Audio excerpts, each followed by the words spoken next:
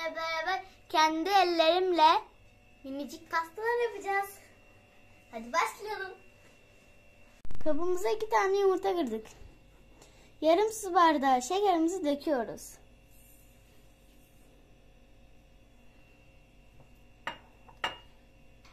Mikserle karıştırıyoruz.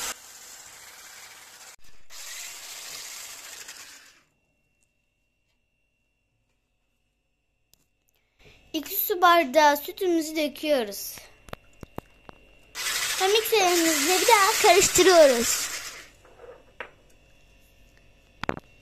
3 yemek kaşığı kakaomuzu döküyoruz.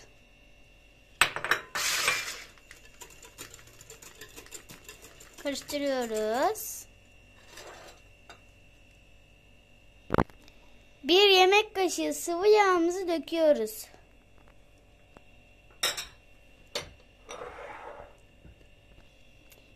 Bir kabartma tozumuzu döküyoruz. 1 paket vanilyamızı döküyoruz. Ardından düşük derecede karıştırıyoruz.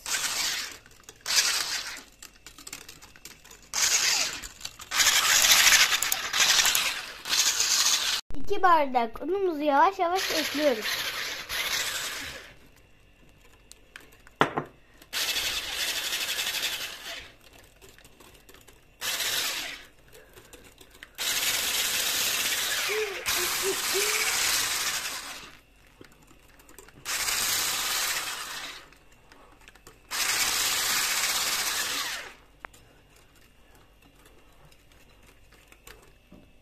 Çırpma işlemimiz bitti ve şimdi ocağa alıyoruz.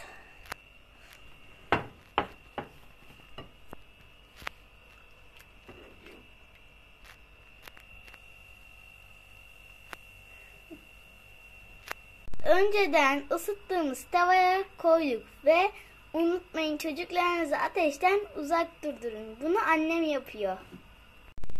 Bir tane kekimiz oldu. Şimdi ikincisine geçiyoruz.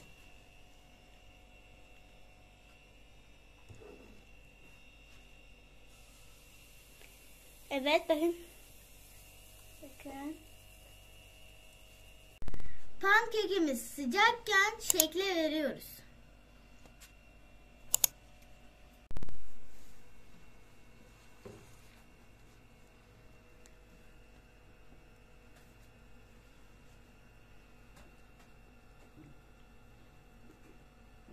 Yarım su bardağı şekerimizi döküyoruz.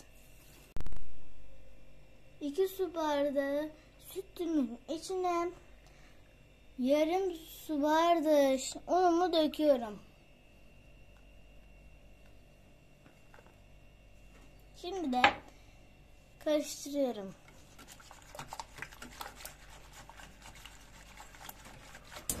Karıştırdıktan sonra ocağımıza alıyoruz ve karıştırıyoruz. Kremamız hazır ve ocaktan indiriyoruz. Vanilyamızı döküp karıştırıyoruz.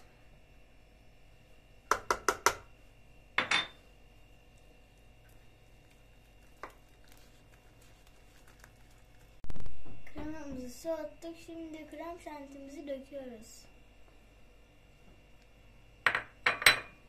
Ve karıştırıyoruz.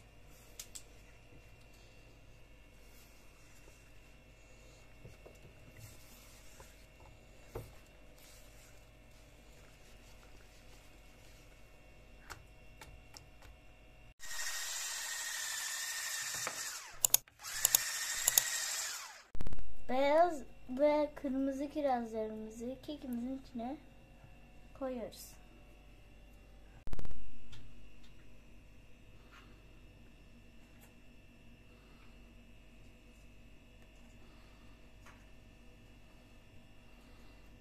Kendi ellerimle hazırladığım minik pastacıklarım hazır.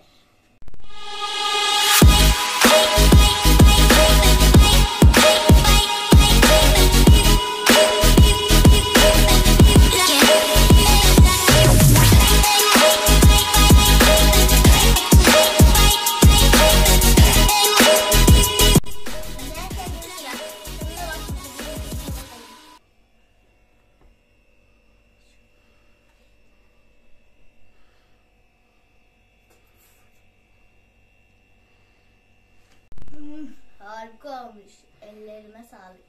Bunu yapmanızı çok tavsiye ederim. Kanalımıza abone olmayı ve yorum yazmayı unutmayın. Çok seviyoruz. Bay bay.